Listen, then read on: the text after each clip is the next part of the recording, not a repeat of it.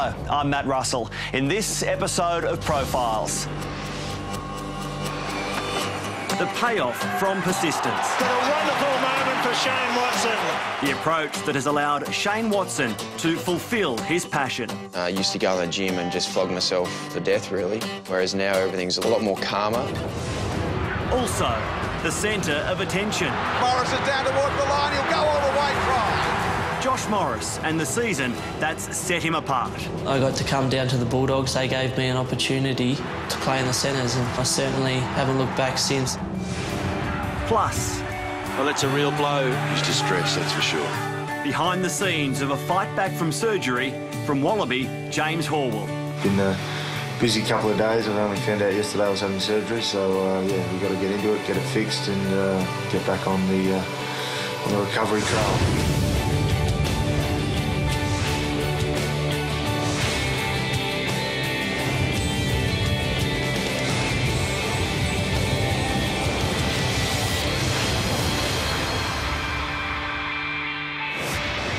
He's the master of turning a negative into a positive, and Australian cricket can thank him for it. Without injury, Shane Watson may not be the incredible all-rounder he is today. It's taken persistence and a re-evaluation of his entire approach to the game to stay in the game. Now he's on his way to being remembered as one of Australia's all-time greats, but he's never forgotten the town that fostered his passion and made it all possible. Ipswich in the southeast of Queensland.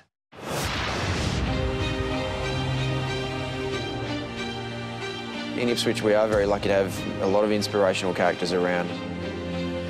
So it gives you that hope that you're always looking for. Lang up, danger, danger, Langer's over, busy. To be able to see Alan Langer playing really well for Queensland and for the Broncos. Kevin Walters steps and gets away.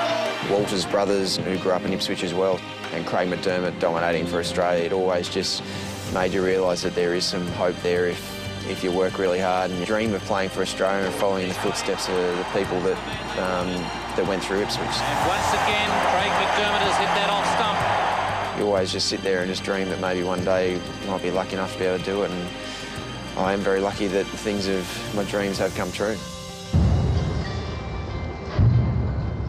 That's what his goal was, to pay for Australia, and he would even, that's all he wanted for Christmas and birthday was a sporting equipment. We'd buy him trucks, and they're actually still in their cardboard box, never used. But if it was a cricket bat or a football and that, it was just used until it broke. The cyclone fence there, it's all bent out because he's been belting cricket balls at it and stuff, and we had a willow tree there that he used to hang a ball off the branch and smoke that hours on end. The neighbours weren't real happy with him at times, but oh well, he's playing for Australia now. Ever since I can remember, I wanted to play for Australia. I remember when I was really young, I was watching the cricket. I must have been 8 or 9 with my mum and said, this is what I want to do. I want to play cricket for Australia. A wonderful moment for Shane Watson. From then on, it was just something that I always had a burning ambition to play for Australia, and I'm going to absolutely give this everything I've got. And I'm certainly not going to leave any stone unturned. I'm going to do every single thing I can to be able to see how good I can be. And 4. Great shot. And that is brilliant in response. When you first play in front of a really big crowd, the hairs on the back of your neck stand up. That real sort of intensity comes into you because of your surroundings. If you're going out to a pretty hostile crowd and that can be the thing that gets your nerves and your mind switched on and your skills switched on and everything as well. Once you play in front of big crowds all the time, that sort of dissipates quite a bit. It's not always there every time. In the end, the thing that gets you going is the competition between the batter and bowler, and in the end, that is the ultimate thing, to be able to compete against the best in the world and hopefully have a good day. Dropped him! Oh, the big fella dropped him on 99! And it's culminated in his first 100 maiden century on the Boxing Day Test match. It's overwhelming when you think that your boy is there and his son following his dreams. Just awesome. sort of got to pinch yourself at times to realise that it's your young bloke that's out there and the baggy green and all that sort of stuff. Like you never ever dreamt that that would ever happen, but it has. It's just wonderful.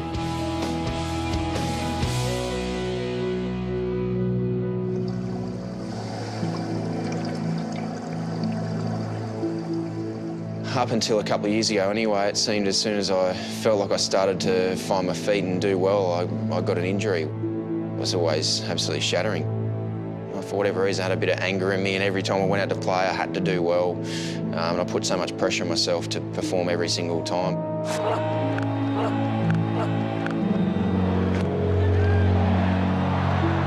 The strength and conditioning guys were telling me that the way to bowl faster was to get bigger and stronger, so that's what I did. Go to the gym 3 times a week and go really hard in the gym. I'd be in there for 2.5 hours a time, just getting bigger and stronger. My mindset has certainly changed from when I was used to go in the gym and just flog myself to death, really, in the gym. Whereas now everything's a lot more calmer. I'm not as angry and aggressive like I used to, and that was everything I did really, the way I played. Right in the face of Gale. Might cost him a few bucks. I had to take a serious look at myself and really find out what I was doing, what I did wrong, and how I got to that stage where I carried on like a goose like that on the field. I look back at that footage and it's certainly not one of my better moments on the field. So yeah, it's trying to find that balancing act so you're up for the contest every time, but not getting yourself into trouble. So now I'm a lot more calm. The things I'm doing with Pilates, with a general strength, is more calming and more actually just trying to lengthen out what I've got. I was an absolute perfectionist, so I'd just keep going with my batting skills until I got it right, no matter how long it took. And same with my bowling. I just keep bowling and bowling until I'd be able to get it exactly right. But in the end, I'd go into games very fatigued. That certainly took a mental shift, and it also made me relax a lot more and enjoy actually the talent and skills that I have, and enjoy how lucky I am to be playing the game that I love so dearly.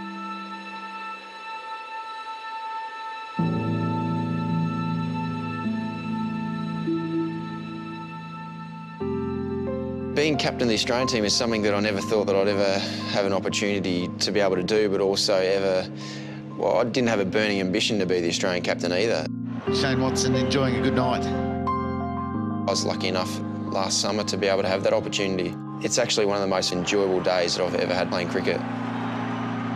The bridge for a six of the last fantastic. For people to appreciate what I do is really the ultimate compliment. So anyone who has got the time to be able to come up and do that and say that, then I've got all the time in the world for them, because it really is the ultimate compliment of people actually appreciating what you do. Shane, he lost his last one to flood, mate. Oh, is that right? Yeah. Well, hopefully that get a few runs for you. I'm very proud of my Ipswich heritage. I know how lucky I was to be brought up in Ipswich with the sporting tradition there, but also just the general lifestyle on that as well. And I certainly give back in any way I possibly can to the Ipswich community, because I wouldn't be the person I was if it wasn't for my upbringing there. Brothers, there we go. Very good. That's where I started. That's where he started. Yeah. I just know how lucky I was to be given the opportunities I was at such a young age, and they just had such a great thing in place for me to be able to just feel the love of the game of cricket that I had.